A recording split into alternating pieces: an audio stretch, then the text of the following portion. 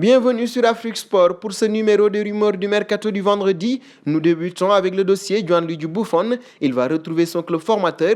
En effet, celui qui était arrivé à la vieille dame en provenance de Parma en 2001 a accepté d'aider les Parmesans relégués en Série B à retrouver au plus vite l'élite du football italien. La direction de Parma a officialisé la nouvelle ce jeudi via les réseaux sociaux pour les 2 prochaines saisons. L'international italien, âgé de 43 ans, barré par le gardien de but polonais Szczęsny, a disputé 14 matchs toutes compétitions confondues, mais seulement 8 en Série A.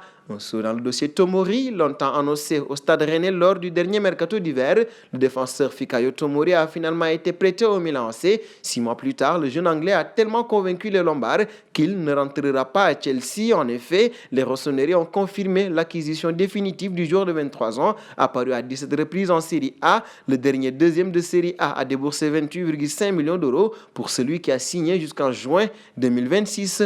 Parlons d'Adama Traoré. Après avoir obtenu un maintien tranquille, Leeds United envisagerait de viser plus haut la saison prochaine. Pour cela, la formation anglaise devrait recruter plusieurs joueurs. Ainsi, selon les dernières informations du Daily Express, un joueur offensif de couloir serait ciblé. Il s'agit d'Adama Traoré, sous contrat jusqu'en juin 2023 avec Wolverhampton. L'international espagnol envisagerait un départ. Des discussions seraient en cours avec l'entourage du joueur. Côté transfert, il serait estimé à 40 millions d'euros. Un saut chez les Sky Blues. Une fois de plus, la formation de Manchester City devrait sortir le carnet de chèques en vue du mercato. Pep Guardiola aimerait apporter du 109 en attaque. Ainsi, selon les dernières informations de Todo Fichajes, les Sky Blues auraient coché le nom de l'ailier Mikel Oyarzabal sous contrat jusqu'en juin 2024.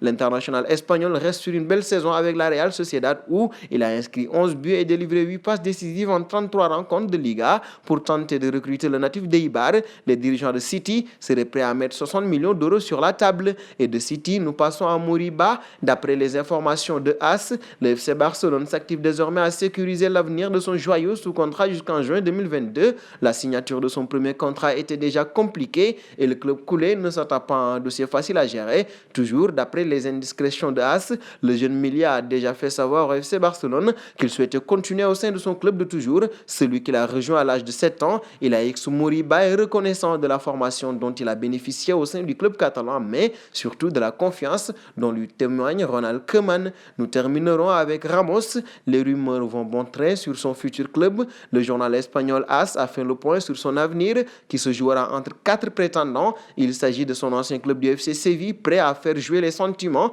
pour le faire revenir, même si les Andalous ne pourront pas suivre le rythme au niveau du salaire des 2 clubs de Manchester, City et United, qui rêvent d'un taulier pour aller chercher la Ligue des Champions la saison prochaine, et également du PSG qui est cité comme un candidat sérieux par la presse espagnole, notamment à raison de la volonté de Nasser Al-Khelaifi de marquer les esprits cet été afin de forcer Kylian Mbappé à rester. Le président qatari a déjà convaincu Neymar de rester et a fait venir Wijnaldum. Gigi Donnarumma devrait suivre et peut-être même Achraf Hakimi. Et nous arrivons au terme de ce journal du Mercato que nous fermons avec la question du jour.